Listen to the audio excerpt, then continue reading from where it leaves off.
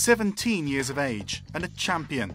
It seemed that Maria Sharapova had simply burst onto the global stage after her shock win over tennis powerhouse Serena Williams at Wimbledon 2003. But it was a goal she'd been working towards against the odds for over a decade.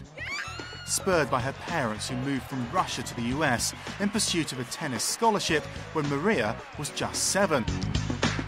The early struggles paid off. Since the Wimbledon Championship, Sharapova has held the #1 ranking 4 times and has won both the US and Australian Opens. In recent years, she's battled injury, but this stunning tennis star is never far from the spotlight. Cover girl, US Goodwill ambassador, and social media queen. I asked Maria Sharapova if she ever gets overwhelmed by her fame.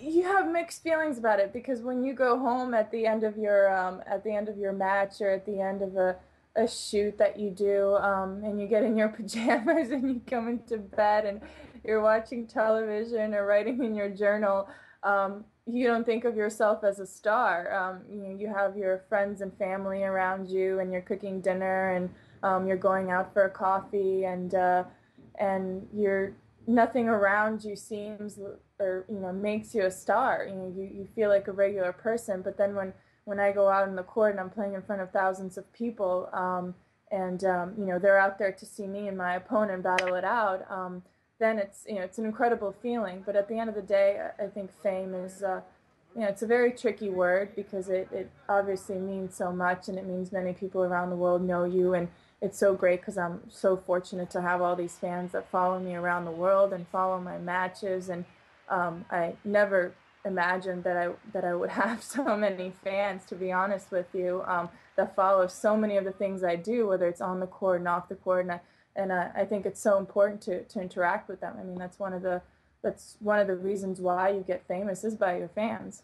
Social media is obviously very useful for that, but I know you've also launched a new website as well. So is that what you use to try to keep in touch with people whilst you're sort of travelling the world? I launched my first website in 2008, and when I started realizing how important internet and social media was, kind of started gathering around with my team, and I said, I think it's so important to be able to incorporate all the things that the fans want to see, whether it's when they go on your Facebook, whether it's go on your website, to have it all together. And I think by relaunching my website that I just did, I think it will give my fans an easier, accessible way to know everything about me, what's going on in my life, where I am, my matches.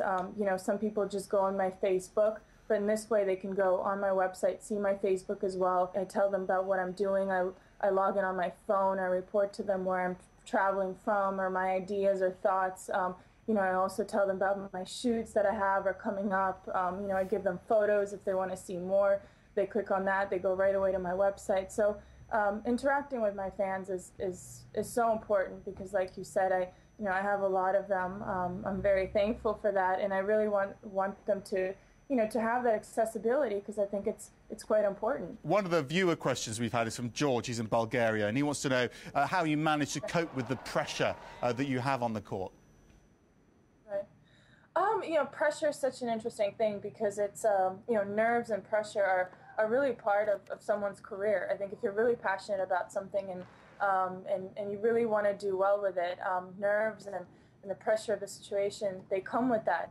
And I think having a good perspective always helps. On the court out there, I'm very fortunate to be playing tennis and hitting a tennis ball for a living. So I keep that in mind when I'm feeling a little bit nervous. But it's part of the sport, but it makes it that much more exciting. It's been a glittering career, of course, but Joe Bang wants to ask, if you had another chance to be a youth, would you still choose tennis? Oh yeah, I don't regret for 1 second that I became a tennis player. And I grew up going to private school for some years. I did a lot of online studies, so I never had the chance to get a feel for the 20 students in class type of atmosphere. But I still did my studies. My mom was very strict on that. With Russian and English as well. But I think it's there's a thin line. I think when you don't know too much about something that could have or should have happened. It's really tough to say what I would have preferred. Amber on Twitter, she asks a very simple question.